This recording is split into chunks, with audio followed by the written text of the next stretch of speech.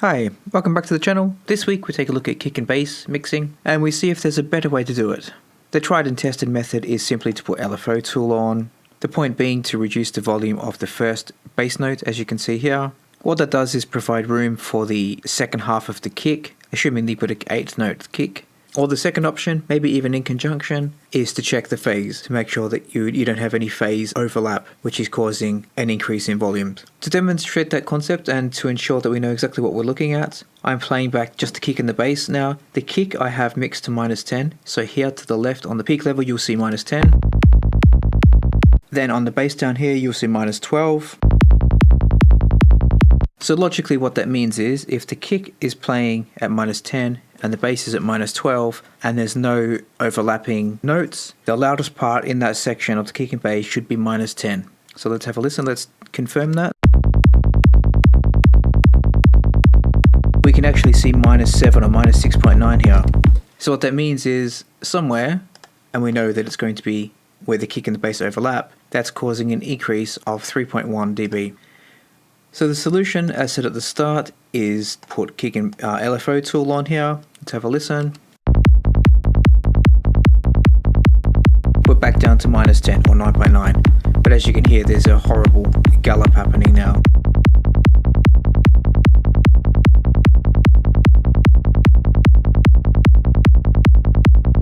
It's okay. You can play with it and get it a bit okay. It's not really though what I'm after. Let's see if we can do that a bit better at source. We currently have the bass here now. To the left is the saw that you can see. What we will do is we will copy oscillator A into B.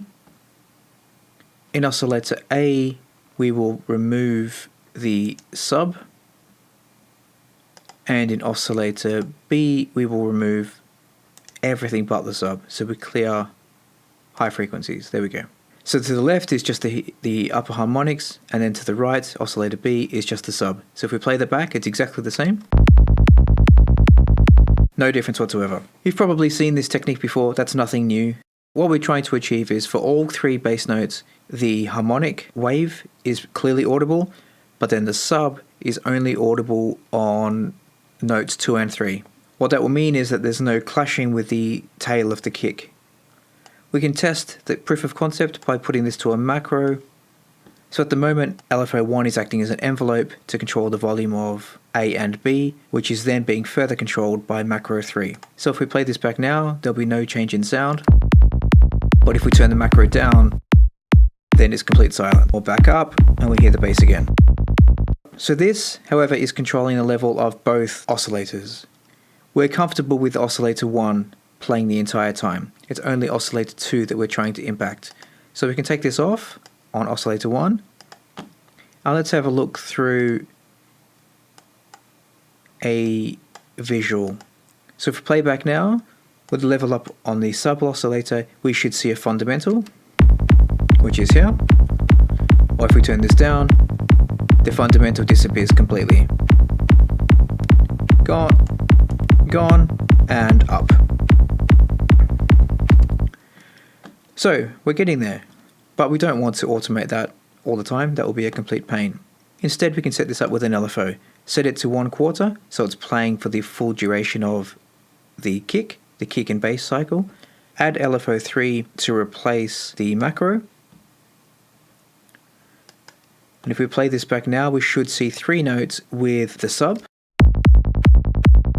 They're all there. Then what we can do is assign the macro to the LFO bus.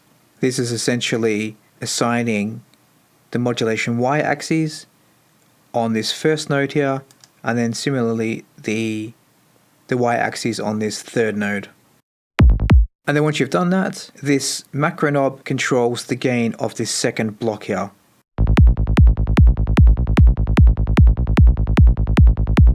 So let's call this bounce.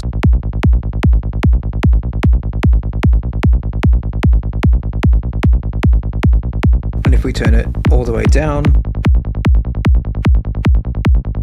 and we look at an oscilloscope, you can see that the first note to there is dramatically lower because there's no sub. Or if we turn it up, it's back to normal again. when the sub comes back in. And down it goes, and then back up. So now if we go back to the mixer and play back with the level maxed, let's have a listen to what we get. We get -7.2, which is essentially the -3 that we were over before. But if we drop this out completely, we're back down to 10. Well, 9.7.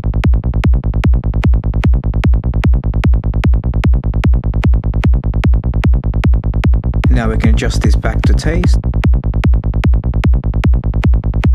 We're still at 9.7.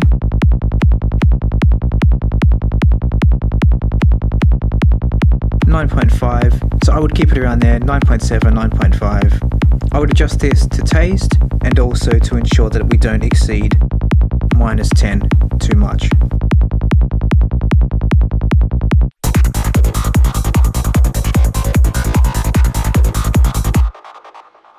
So there we go. That's how to fix your bass levels at source to dramatically reduce the level of post-processing you need to do. As you saw, we did end up at -9.7, so we could do some additional phase alignment as well, just to be doubly sure. But as always, it's better to get these things right at source to reduce the amount of work that you need to do after. So I hope that helped, and I'll see you again next week. Bye-bye.